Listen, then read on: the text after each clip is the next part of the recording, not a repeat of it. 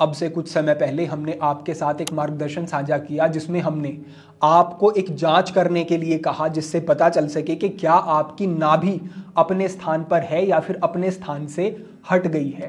हमारे बंधुओं ने उस प्रकार से जैसे हमने बताया जांच की तो उन्होंने पाया कि उनकी नाभि अपने स्थान से हटी हुई है, जिसकी वजह से अनेक प्रकार की पाचन से संबंधित समस्याओं का सामना व्यक्ति को करना पड़ता है। अगर आपने वो मार्गदर्शन नहीं देखा है तो डिस्क्रिप्शन में हम लिंक साझा करवा देंगे, वहां से आप देख सकते हैं। आज हम इस विषय पर बात कर रहे हैं कि नाभि को अपने स्थान पर कैसे लाया जा सकता है। जब आपकी नाभि अपने स्थान से हट जाती है तो जो समान वायु है जो कि आपकी छाती से नीचे और नाभि पर्यंत कार्य करती है वो वायु असंतुलित होनी शुरू हो जाती है। और समान वायु का कार्य होता है भोजन के पाचन में, ये सहायक होती है और जो आहार है आपकी आंतों में वो ठीक प्रकार से आगे बढ़ सके इसके लिए भी उत्तरदायी होती है।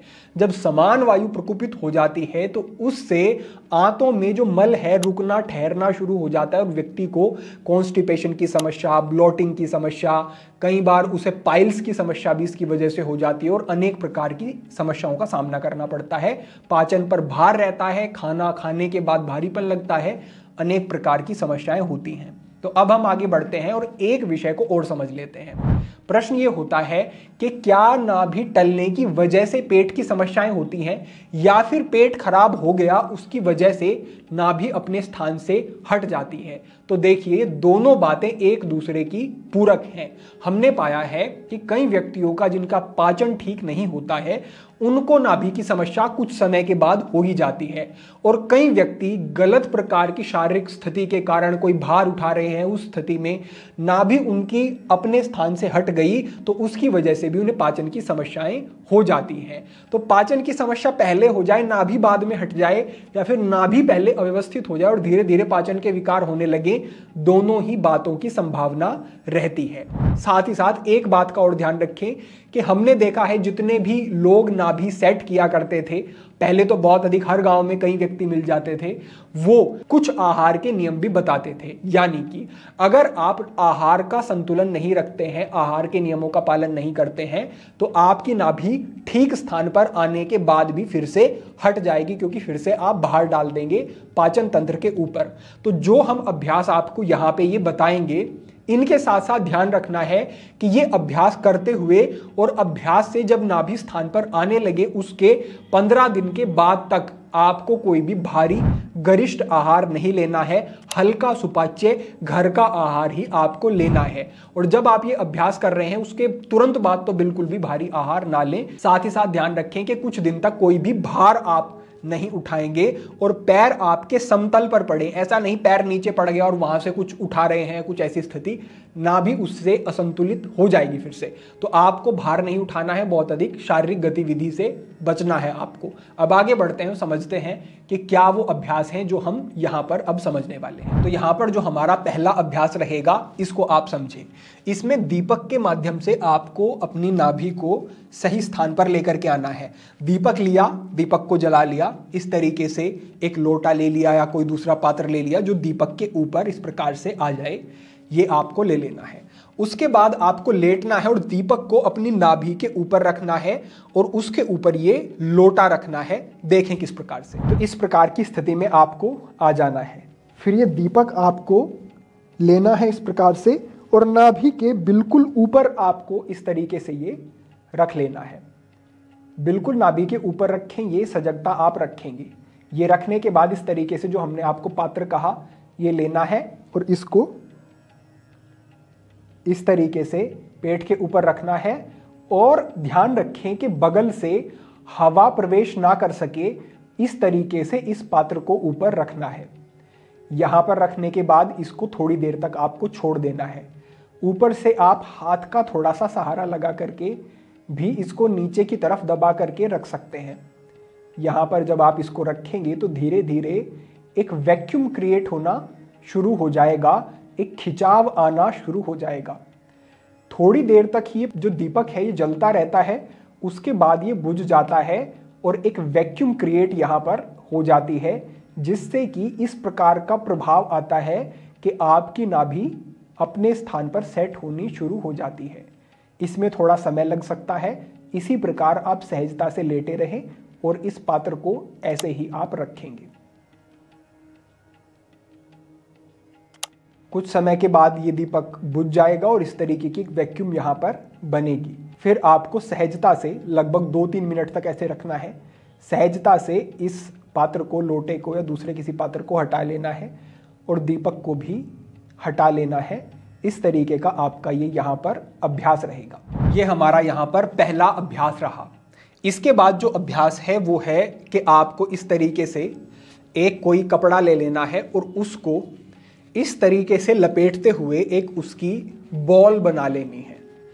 इस तरीके से गोल आप एक बॉल इस तरीके से बना लेंगे और इसको आपको अपनी नाभि के ऊपर रखना है और आपको उल्टा लेटना है। एक बार दिखा देते हैं। इस तरीके की स्थिति में आए, बिल्कुल नाभि के ऊपर इस कपड़े की बॉल को रखा और इस तरीके से आप पेट के बल लेटते हैं। जिनकी नाभि की, जिनको समस्या है उनको इससे दर्द भी होगा, थोड़ा असहज लग सकता है। जिनको समस्या नहीं होती है उनको दर्द कुछ महसूस नहीं होता, लेकिन जिनको नाभि की समस्या है उनको अनुभव होगा। इस तरीके की स्थिति में आना है। शरीर को बिल्कुल ढीला छोड़ना है, हाथों को बगल में लेकर के आना है। गर्दन को इस तरीके से भी आप रख सकते हैं और यहां आकर के आपको रुकना है। लगभग 3-4 मिनट तक, 5 मिनट तक यहां पर आप रुके रहें।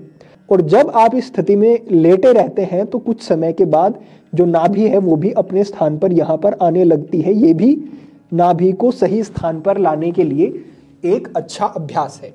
तो आपको ये अभ्यास भी कर लेना है। देखिए यहाँ पर जो हम अभ्यास बता रहे हैं ये सारे एक साथ भी किए जा सकते हैं।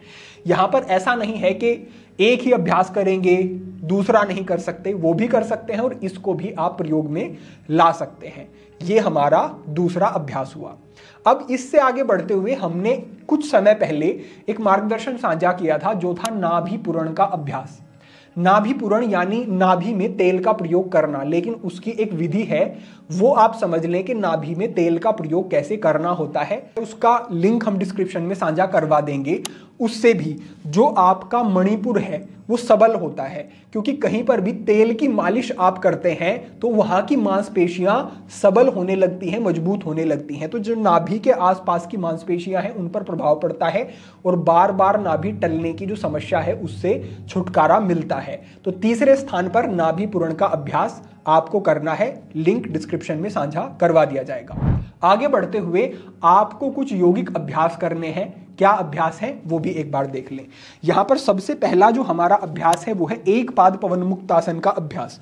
तो इस तरीके की स्थिति में आपको लेट जाना है और अपने दाएं पैर को या बाएं पैर को इस तरीके से मोड़ना है और पीछे लेकर के आना है। फिर अपनी गर्दन को उठाना है। दूसरे पैर को, जो आपका पैर सीधा है, उसको मोड़ना नहीं है, उठाना नहीं है, इसको सीधा ही रखना है और अपनी फोरहेड को इस तरीके से नी से आपको टच करना है। यहां पर कुछ समय रुकेंगे, 3-4 गहरे लंबे सांस लें, फिर इसको छोड़ दें, पैर को सीधा कर लें, फिर पैर बदल लें और उसके बाद फिर से यही अभ्यास। 3-4 सांस लें यहां पर, फिर इसको भी छोड़ दें और इस तरीके की स्थिति में आ जाए। इसके बाद आपको इस तरीके से अपने दाएं पैर को मोड़ना है, जंघा के मूल में रखना है और इस पैर को इस तरीके से नीचे की तरफ दबाना है। अगर आप नीचे की तरफ नहीं ले जा पा रहे हैं खुद से तो किसी दूसरे व्यक्ति को कह सकते हैं कि आपके पैर को वो नीचे दबाए। अब यहाँ पर आपको असुविधा होगी, थोड़ा दर्द हो सकता है, लेकिन उसे थोड़ा सहन करते हुए इस पैर को इस तरीके से नीचे लेकर के जाएं। हमारा अभ्यास है इसलिए सहजता से पैर पूरा नीचे जा रहा है, आपको थोड़ी असुविधा हो सकती है। फिर पैर को आपको बदल लेना है, इस तरीके से जंघा मूल में इस पैर को रखना है, पैर को बदल के और इसको भी पूरा नीचे इस तरीके से लेकर के आपको जाना है। ये अभ्यास कर लेने के बाद अपने हाथों को इस तरीके से थोड़ा सा नितंब के नीचे या फिर सटाते हुए अपने पैरों को 30 डिग्री पर इस तरीके से उठाना है और यहाँ पर ला करके रोकना है आपको। इससे जो मांसपेशियां हैं पेट की वो खिंचती हैं और नाभि जो है वो बीच में आने लगती है, क्योंकि ये मांसपेशियां दाईं तरफ बाईं तरफ होती हैं जो खिंचती हैं ऊपर की तरफ, नाभि बीच में आनी शुरू हो जाती है। तो इस तरीके से ये उत्तान पादासन का अभ्यास आपको कर लेना है। इस अभ्यास को 3 चक्र में करें, एक बार जितनी देर हो सके उतनी देर रुकें। ये अभ्यास आपके हुए। इसके बाद जो अंतिम अभ्यास है वो है सुप्त वज्रासन का अभ्यास। इसके लिए इस तरीके से एक ब्लोस्टर ले लेंगे और उसके ऊपर, या फिर आप 2 तकिए ऊपर नीचे रख सकते हैं।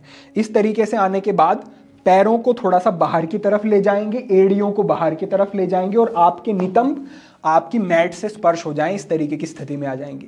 फिर इस तरीके से पीछे की तरफ जाएंगे और यूं लेटेंगे। आप यहां पर लेट करके आपको गहरे लंबे सांस लेते रहना है।